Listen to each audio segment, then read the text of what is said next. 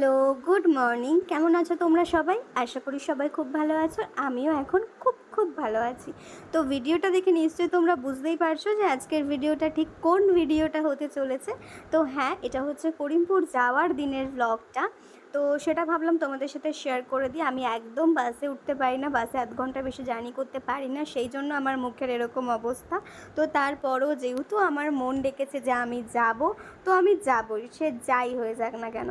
তো সেই জন্য সেই উদ্দেশ্যেই বাড়ি থেকে বেরিয়ে গিয়েছিলাম। খুব কষ্ট হচ্ছিল, মানে লাস্ট আধ ঘন্টা মনে হচ্ছিলো আমি বাস থেকে ঝাঁপ মেরে আত্মহত্যা করি, কিন্তু সেটা আমি করিনি, কারণ ফাইনালি আমাকে সশরীরে সেখানে পৌঁছাতে হবে, কারণ সেখানে আমার জন্য কেউ ওয়েট করছে। তো তোমাদের দাদা আমাকে নিতে চলে এসেছে, আর আমাকে নিয়ে কোথায় যাচ্ছে সেটা আমি তখনও পর্যন্ত জানতাম না। তো এখন হচ্ছে আমি যাচ্ছি পায়েলদির বাড়ি, কিন্তু পায়েলদির বাড়ি যেহেতু আমি প্রথমবার যাচ্ছি, সেই জন্য আমি বুঝতে পারছিলাম না ব্যাপারটা কীরকম কী হবে। তো আসার পর আমি ওখানে ল্যাদ খাওয়া শুরু করে দিয়েছি, আর তার মধ্যে অনেক বন্ধুত্বও করে ফেলেছি। এখন হচ্ছে অনেক ল্যাদ খাওয়ার পর আমরা ফাইনালি রেডি হয়েছি। আমরা মানে আমি একা নেই, এই যে আমাদের ফেসবুক ভাইরাল গার্ল। তো এখন আমরা বেরোবো, চলে আসতে দেখবো ঠিক চিনি কিনা আওয়াজটা।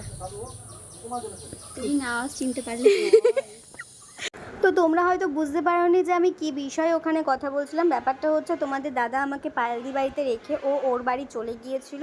তো সেই জন্য যখন ও এসেছে তখন আমি গাড়ির আওয়াজটা অনেক দূর থেকে পেয়ে ভাবছিলাম যে এটা ওরই গাড়ির আওয়াজ, তো সেটা নিয়েই কথাবার্তা চলছিল।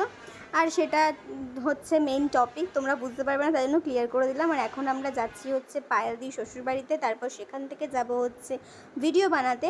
তো রাস্তায় যেতে যেতে একটা ছোট্ট দুর্ঘটনা হয়েছিল। একটা গলি দিয়ে একটা বাইক কোনো রকম হর্ন ছাড়া বেরিয়ে এসেছিলো, আর পায়েলদি যে গাড়িটাতে আছে ওই গাড়িটার সাথে একটা ধাক্কা লেগে যাওয়ার মতন ব্যাপার হচ্ছিল, কিন্তু সেটা হতে হতে বেঁচে গেছে।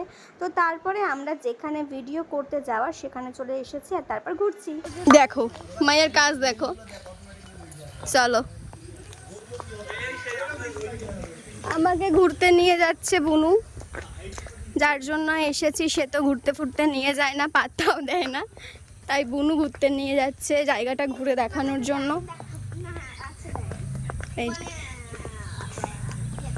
She is my guide. কোথায় যাব? এদিক দিয়ে আবার কি দেখবো? ঝর্ণা পড়ছে না কেন?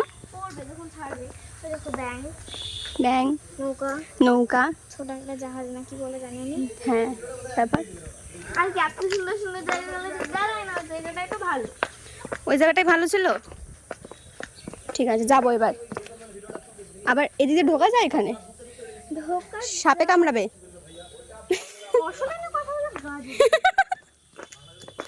সবসময় আমি গাছ চালানোর কথাবার্তাই বলি সবাইকে। ইয়েস।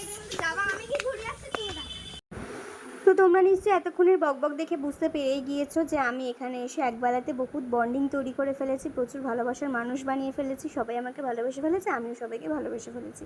আর সন্ধে হওয়ার পর ফাইনালি আমার বরের মনে পড়েছে যে আমার বউকে নিয়ে কোথাও ঘুরতে যাওয়া উচিত। আচ্ছা তোমাদেরকে একটা কথা বলি, আমার একটা জিনিস খুব খারাপ লাগছে, প্রত্যেকটা কমেন্টে ওর ভিডিওতে গিয়ে দেখছি যে যেহেতু আমি বলেছিলাম যে ওর কথাবার্তা ভালো না, ও পিন করে কথা বলে, তো সেগুলো তোমরা খুব মাইন্ডে নিয়েছো। আমি কিন্তু ব্যাপারটা সেভাবে বলিনি, আমি জাস্ট মজার ছলেই বলেছি। আর আমরা দুজনকে ওরকমভাবেই সবসময় কথা বলি, এটা প্লিজ তোমরা এত মাইন্ডে নিও না, আমি নর্মালি বলেছি কথাটা, ব্যাপারটা ওরকম নয়। আমরা দুজনকে খুব সম্মান করি। তো এখানে এক জায়গায় দাঁড়িয়েও নিউজ চলছে, সেটা আমি লুকিয়ে করেছিলাম ভিডিওটা, যে আমরা কিন্তু আরজি করের কেসটা ভুলে যাইনি, সেটা কন্টিনিউ আমাদের মাথার মধ্যে চলছে। আর এখানে হচ্ছে এই পার্কটার মধ্যে আমাদেরকে নিয়ে এসেছিলো, আর এখানে বসেই আমরা লাইভ করেছিলাম, সেটা তোমরা জানো, তোমরা দেখেছো। তো পার্কটা তোমাদেরকে একবার এক ঝলক দেখিয়ে নিলাম।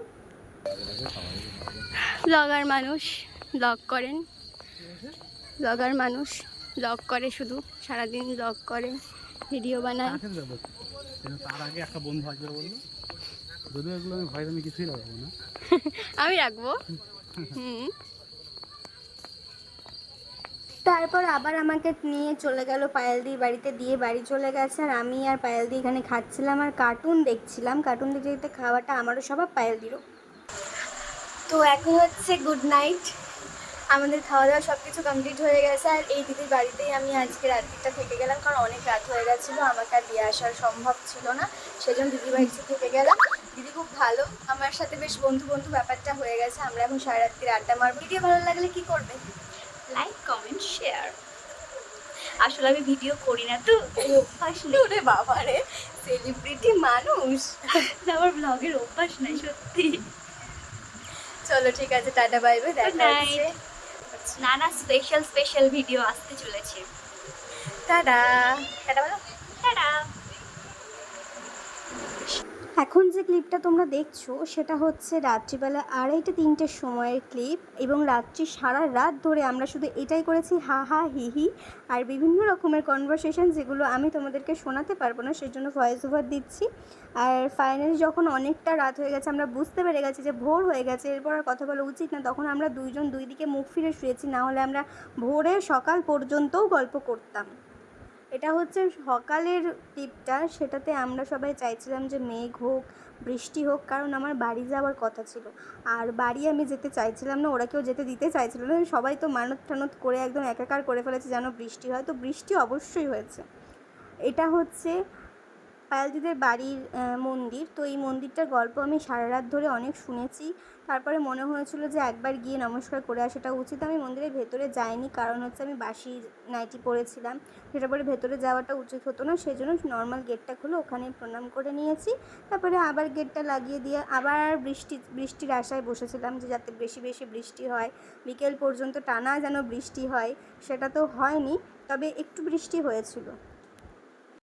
এটা হচ্ছে পায়েলদির বোন দোয়েল, কিন্তু আমাদের ভাবনা, মানে ও ডাকনাম ভাবনা, তো আমিও ওখানে গিয়ে ওকে ভাবনা বলেই ডাকছিলাম। তো দেখো এবার বৃষ্টিটা শুরু হয়েছে, অনেক মানত করার পর ঘরের মধ্যে দিয়েও বৃষ্টিটা দেখছিলাম, আর ভাবছিলাম যেন কন্টিনিউ পড়ে, কিন্তু সেটা হয়নি, আর ফাইনালি আমাকে বাড়ির উদ্দেশ্যে বেরোতেই হয়েছে।